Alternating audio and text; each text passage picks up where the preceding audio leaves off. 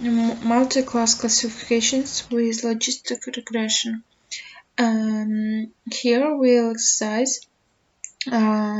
use logistic regression to recognize 10 handwritten digits from 0 to 9. Um, so here is axis is a 10 by 10 by array of axes. Synonym in synonym is called subplot object. Using a double for loop, iteratively populate the figure fig with images of the digits rendered using the IMShow method of the plot of the PLT object. In each iteration, a digit is randomly chosen by randomly indexing a row vector from X. An access object is selected from access array and the row vector is reshaped, transposed, and passed to imshow called on the access object. The additional argument CMap grace R makes the digits white again a black background. The number marking on the X and the Y axis are then removed as it's the images that we are visualizing. Here is the axis IG. I'm show CMap gray R. This could have also been accomplished with two separate lines, like axis I and G x ticks equal and axis I G dot y ticks. The following function example digit from the dataset is the following functions are the same as what were implemented in second exercise. Def sigmoid is a formula. We say that it's a formula of S S format figure. So we'll define compute cost regularize it here. So also here is theta 0 doesn't get regularized, so 0 is substituted in its place. We'll here initialize a few test arrays. We'll then check correction on test inputs. The function outputs match the expected values in the passed test. So here is the answers of compute cost regularized and compute gradient regularized. One we see all classification with logistic regression.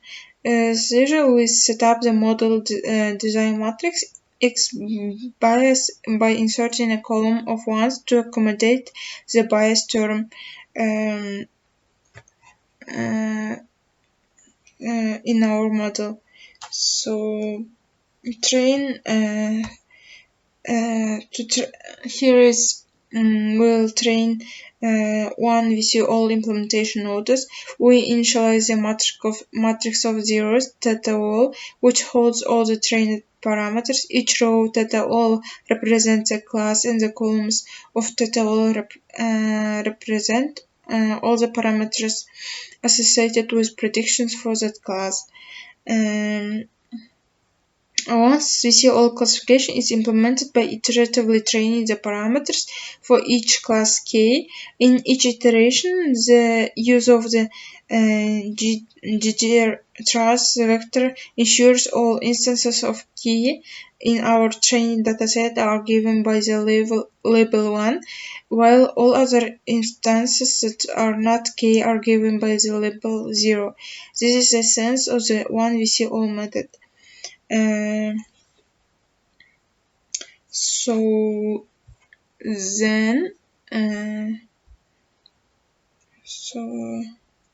Then multiclass classification with neural networks.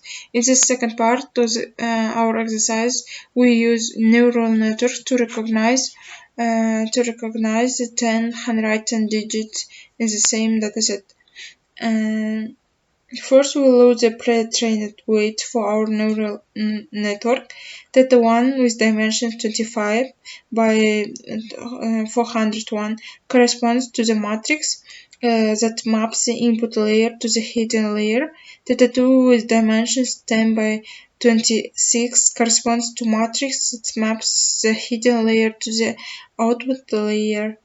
Um, so, uh, Here is a theta 1 weights theta 1, theta 2 weights theta 2, feed forward propagation and predictions. We will implement the forward propagation algorithm to use our weights for prediction. The code is vectorized to operate all instances in the dataset. Implementation notice adds a bias term to the matrix. Create a column vector of ones with same length as the number of instances images in the dataset to accommodate the bias parameter. So note that x must have each row belonging to each instance in the dataset, so x has number of rows equal to number of instances in the dataset. Here is and the implementation nodes for layer 1 to layer 2 output represents the computation performed with the output of layer 1 input layer passes through layer 2 hidden layer. First, the edge weights are multiplied to the inputs during mapping from layer 1 neurons to the layer 2 neurons. They are then passed through this sigmoid function element wise, giving us the layer 2 output. So layer 2 layers to layer 3 output implementation represents the computation performed when the output of layer 2 hidden layer passes through the layer 3 output layer. The columns are a predicted probability that the instance belong to each class from 1 to 10. So then we'll compute the neural network sequence of function calls mirrors to the structure of the neural network.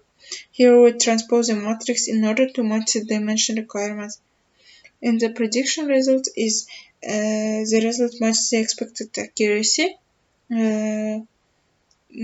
For to do visualizing the results, we tried creating the animation.